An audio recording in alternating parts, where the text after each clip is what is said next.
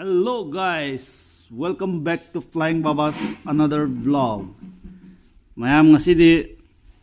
kon pheng naba sarap khara sage. Process haitaw kamugi tam talake.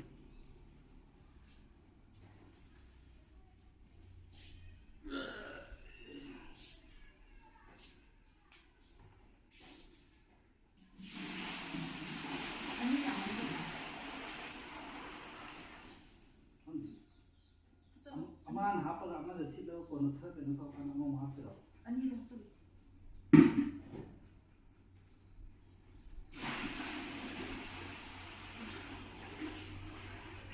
yam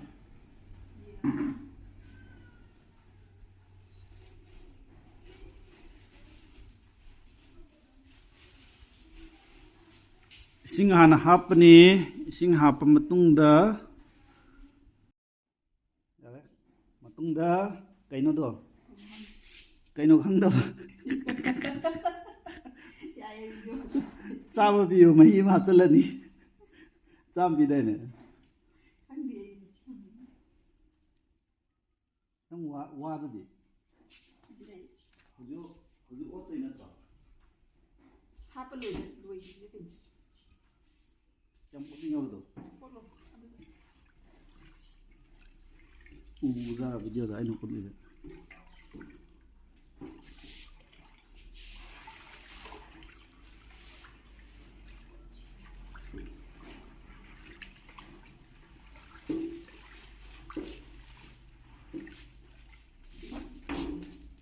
matungda white color hi powder mo hapchalani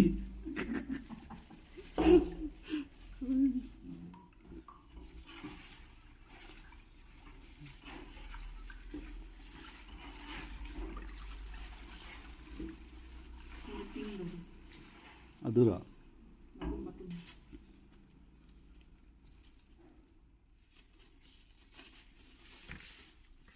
suji kuira ba ya kana khilade hapsalo dera ko kuira ba adui matungda crystal khara hapchalani khawena kari no di hangde aduri hapoi je si hapoi machu natro adudi adu ani re ba ko machu natabamga machu yaw da jani akhoi sena bai bo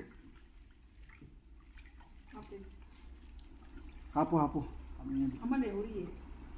ama da machu yaudra ama da machu yaw ba da machu hapo ama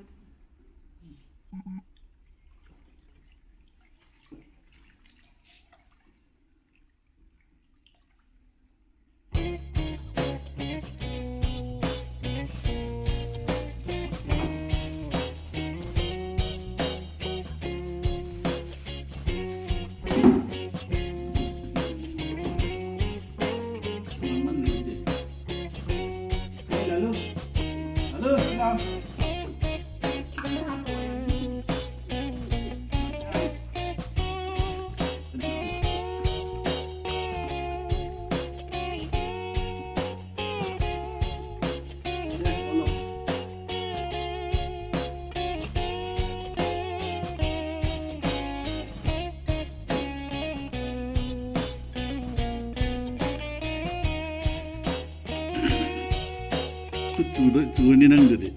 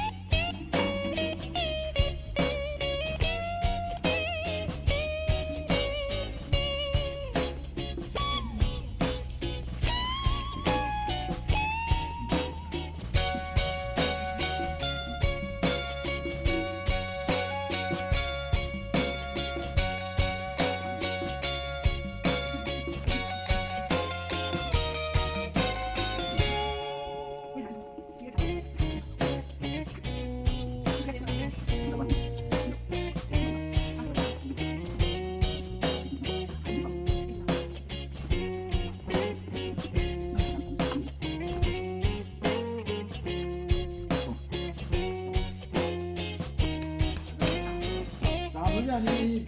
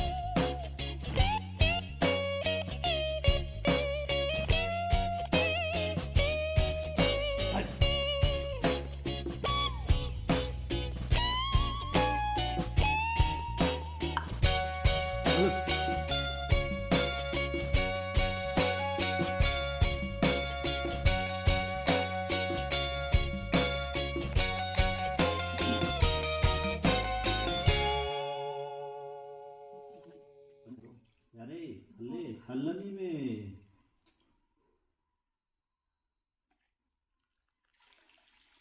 हल्ला नहीं में उसमें भाग दे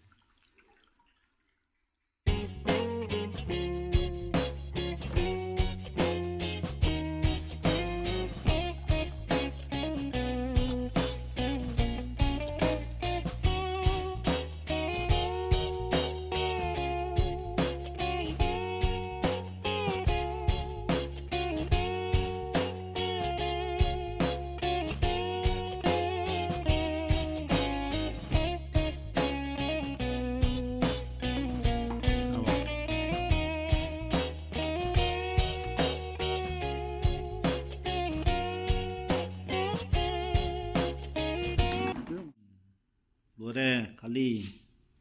지금이 क्या चला नहीं है थामा थामा ये जो थामा